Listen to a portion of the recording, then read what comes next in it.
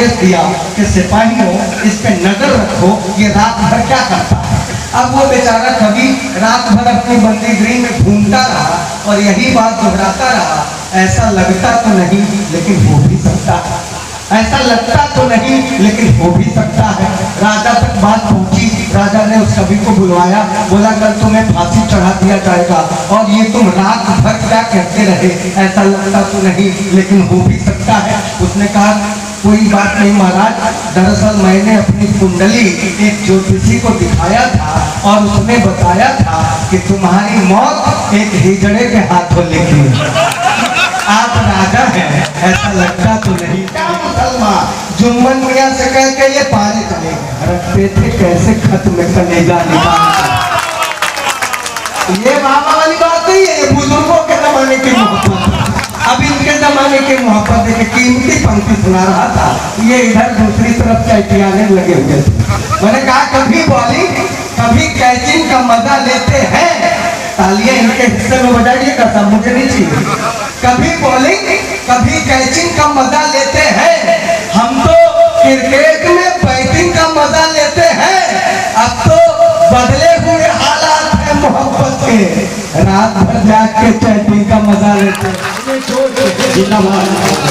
कौमी एग्जैक्टिव पर क्या कोई बाहर का आदमी कहेगा भाई साहब, कौमी क्या कर रहे हैं हम, इतनी कीमती कविता पसीना पसीना होकर सुना रहे, भाई साहब आप चैटिंग पर लगे हुए हैं। अच्छा गलती इनकी नहीं है साहब, इनके जमाने की मोहब्बत अलग हुआ करती, जितने बुजुर्ग हैं सबके जमाने की मोहब्बत अलग हुआ करती थी।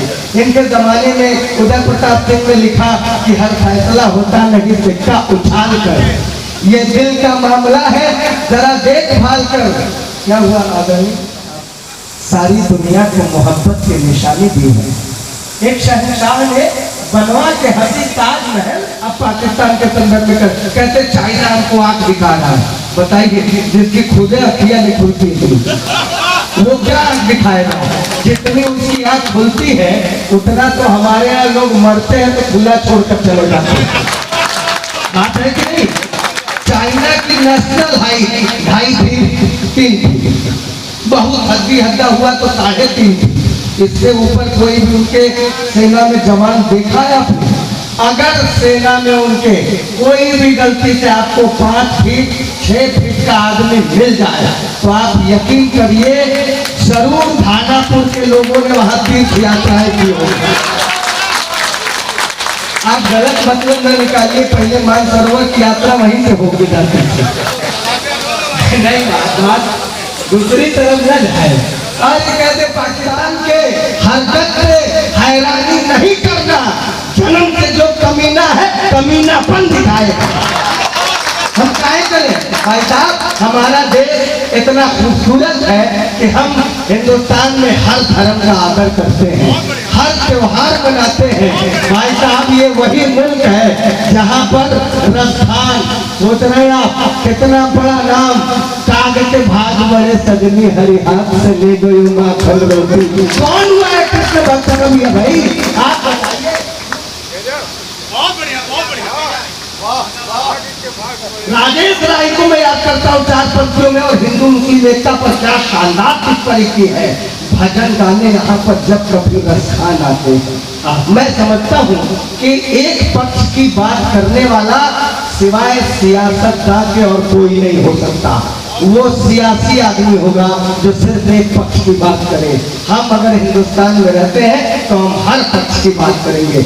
हर व्यक्ति यहाँ का रहने वाला हमारा भाई है और इसकी कोई किसी से प्रूफ लेने की जरूरत नहीं है। यहाँ पर मैं पत्रकारों के बीच में बैठा हूँ और पत्रकारों के पास तो सर वो ताकत है जो बड़ी से बड़ी सरकारों का घमंड चूर करके रख देती है।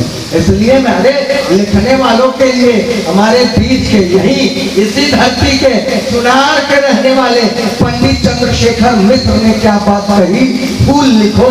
पत्रकारों के लिए ये बात कही, लिखने वालों के लिए फूल लिखो, कहीं पान लिखो, कहीं गेहूं लिखो, कहीं धान लिखो रे, खेत लिखो, खलिहान लिखो, खलिहान के साथ किसान लिखो रे। जो कुछ भी लिखना है लिखो, पर है मेरे भाई जवान लिखो रे। चौथी पंक्तियां दे रहा हूँ, बड़ी कीमती पंक्ति है। आप जितने पीछे तक बैठे हैं लिखो रे। देश के देखो जहां टुकड़े, उन्हें जोड़ के हिंदुस्तान बन जाएगा। मैं इसलिए चाहता हूँ जितने भी वर्दी पहने हुए लोग हैं, एक बार जोरदार ताली बजा करके इनका ये हमारे देश के गौरव है। और देश के गौरव तो वो लोग भी हैं जो सरहदों पर खड़े हुए हैं, उनके सीने पर भी वर्दी शोभित होती है। आदरणीय मनीष भैया, उनके सीने पर भी वर्दी, सीने के ऊपर वर्दी और सीने के अंदर एक अरमान पलता है। वो अरमान आप तक पहुंचा रहा हूँ। ये अरमान मेरा भी है। भाई तार छोड़ के दूर हट जा, बाद में कर लियो। ये अरमान मेरा भी है, और अगर ये अरमान में भी पले तो आपकी तालियां चाहूंगा, वरना ताली मत बजाना।